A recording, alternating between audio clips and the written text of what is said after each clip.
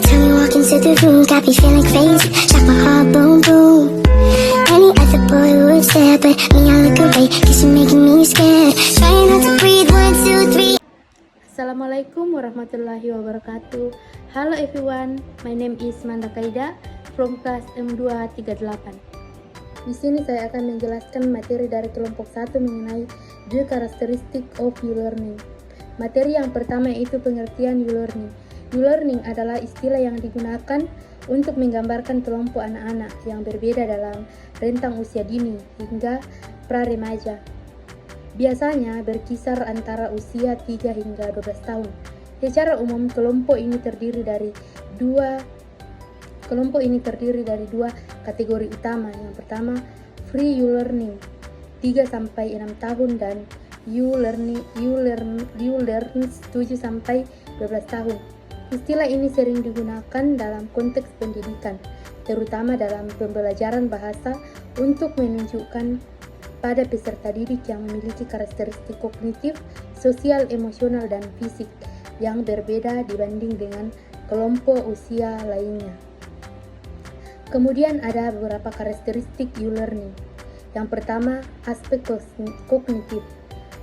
Daya konsentrasi yang pendek. Anak-anak cenderung memiliki rentang perhatian yang lebih pendek dibanding dengan orang dewasa.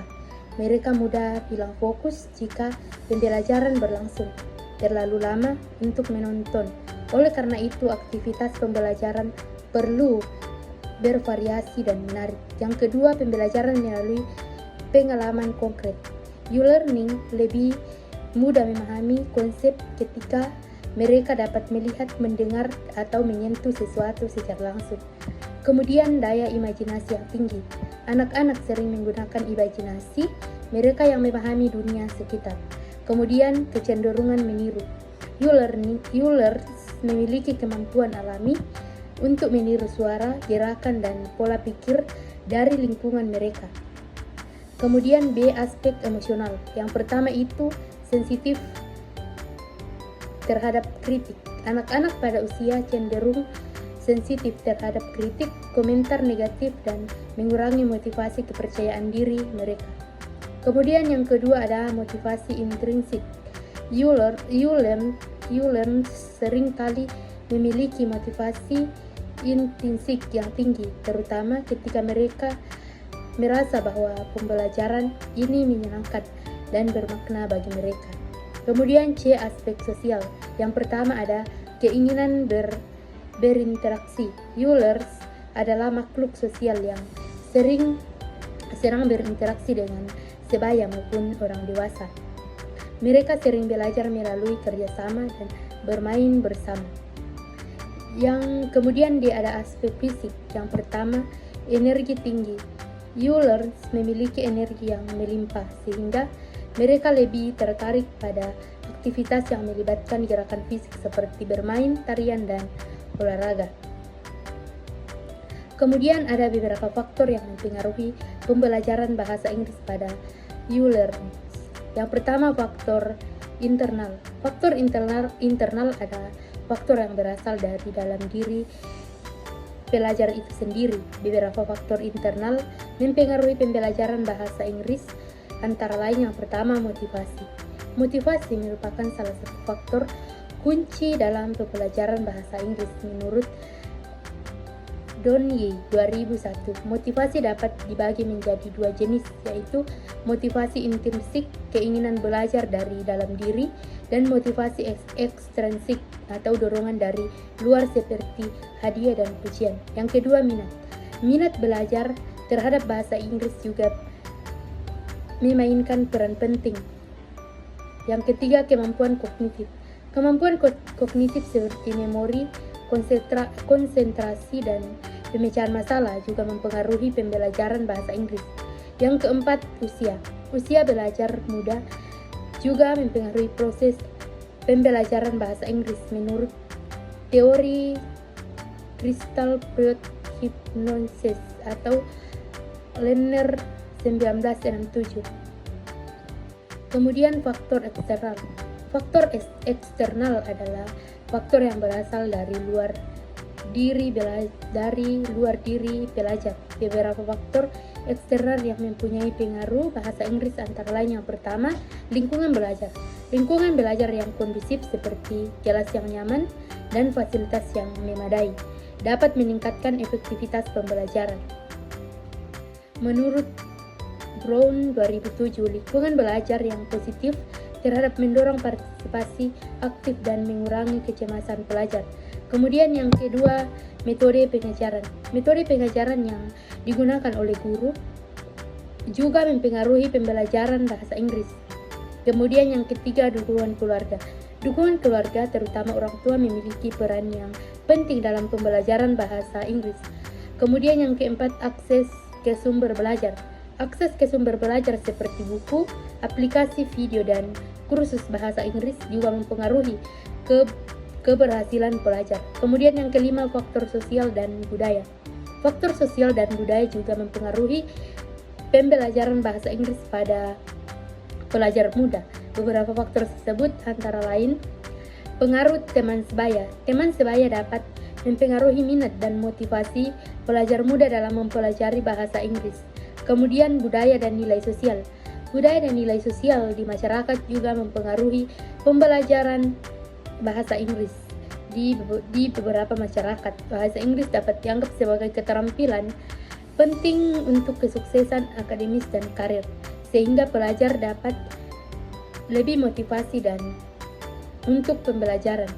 Kemudian ada beberapa teknik pengajaran bahasa Inggris untuk anak usia dini. Yang pertama, dengarkan dan ulangi. Dalam proses pembelajaran mengajar di kelas, guru dapat menggunakan teknik dengar dan ulangi untuk mengajar, mendengar, berbicara, dan membaca. Kemudian list and do. Pembelajaran list and do dilakukan dengan cara guru memberikan instruksi dan siswa menanggapi instruksi tersebut dan melakukan suatu kegiatan sesuai dengan instruksi yang diberikan oleh guru. Kemudian ada work in peer. Kegiatan yang dilakukan siswa secara berlangsung atau keduanya dapat melatih siswa untuk berinteraksi, dan kegiatan tersebut akan memicu siswa untuk berinteraksi dalam pembelajaran. Kemudian ada manfaat work in peers. Yang pertama itu ada latihan intensif bertanya dan menjawab dengan topik pembelajaran yang baru saja diajarkan oleh guru, misalkan menyebutkan waktu disebut intensif.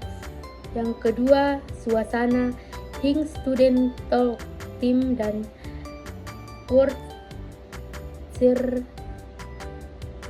talk, yaitu memberikan lebih banyak kesempatan untuk berlatih berbicara kepada siswa, tidak didominasi oleh guru sehingga guru hanya berfungsi sebagai fasilitator, memberikan instruksi, mengontrol pengucapan, intonasi, dan pembatasan suasana kata. Adapun materi kelompok 2 yaitu the characteristic teacher of e-learning. Yang pertama itu pengertian karakteristik. Dalam bahasa Yunani, karakteristik berarti mengukir atau dipahat. Sedangkan dalam Kamus Besar Bahasa Indonesia, karakteristik memiliki arti sifat-sifat kejiwaan, akhlak atau budi pekerti yang membedakan seorang dengan yang lain. Karakteristik menurut istilah adalah sebagai sifat manusia pada umumnya, di mana manusia mempunyai banyak sifat yang tertentu di faktor kehidupan sendiri. Menurut Mansur menyatakan bahwa karakter merupakan nilai perilaku manusia yang berhubungan dengan Tuhan Yang Maha Esa, diri sendiri, lingkungan, dan kebangsaan yang terwujud dalam pikiran, sikap, perasaan, perkataan, dan perbuatan berdasarkan norma-norma agama, hukum, tata krama, budaya, dan adat. Karakter merupakan suatu penawaran individu berupa sifat, kepribadian, watak, serta tingkah istiadat. Kemudian ada pengertian guru. Menurut Kamus Besar Bahasa Indonesia, Guru adalah orang yang mempunyai pekerjaan mata pencarian profesinya dalam mengajar. Guru adalah pendidik profesional dengan tugas utama pendidik mengajar, membimbing, mengarahkan, melatih, menilai, dan mengevaluasi peserta didik pada pendidikan anak usia dini jalur pendidikan formal. Seorang guru tidak hanya mendidik, tetapi juga mengembangkan tugas dalam hal merawat dan menjaga supaya karakter kebaikan dapat muncul dalam diri siswa dan bisa mendorong agar mendapat aktualisasi dalam kehidupan sehari-hari. Prinsip-prinsip penting dalam pendidikan yang bertujuan utama adalah membentuk karakter peserta didik. Antara lain yang pertama adalah manusia. Manusia adalah makhluk yang mempengaruhi oleh dua aspek, yakni kebenaran yang ada dalam dirinya dan mendorong atau kondisi eksternal yang mempengaruhi kesadarannya. Yang kedua ada konsep pendidikan dalam rangka membangun karakter peserta didik, sangat menekankan pentingnya kesatuan antara keyakinan, perkataan, dan perbuatan. Kemudian yang ketiga, pendidikan karakter mengutamakan munculnya kesadaran pribadi peserta didik untuk secara ikhlas mengutamakan karakter positif dalam dirinya. Dalam kegiatan belajar mengajar, guru memiliki peran yang cukup penting untuk membuat ilmu-ilmu yang diajarkan dapat diterima oleh siswa yang ada. Tak hanya berperan untuk mengajar ilmu-ilmu saja, banyak sekali peran guru dalam proses belajar. Nah, kali ini kita akan bahas lebih lanjut mengenai peran guru di dalam proses kegiatan belajar. Yang pertama, guru sebagai pendidik. Guru merupakan pendidik, tokoh, penuntut, serta identifikasi bagi para murid yang dididik serta yang dididiknya serta lingkungannya. Yang kedua, guru sebagai pengajar. Kegiatan belajar mengajar akan dipengaruhi oleh beberapa faktor di dalamnya, melalui dari kematangan motivasi hubungan antara murid dan guru, tingkat kebebasan, kemampuan verbal, keterampilan guru di dalam berkomunikasi, serta rasa aman. Kemudian yang ketiga, sebagai sumber belajar. Peran guru sebagai sumber belajar dalam belajar akan sangat berkaitan dengan kemampuan guru untuk menguasai materi pelajaran yang ada. Kemudian yang keempat, sebagai fasilitator. Peran seorang guru sebagai fasilitator adalah dalam memberikan pelayanan agar murid dapat dengan mudah menerima dan memahami materi-materi pelajaran. Kemudian yang kelima, guru sebagai pembimbing.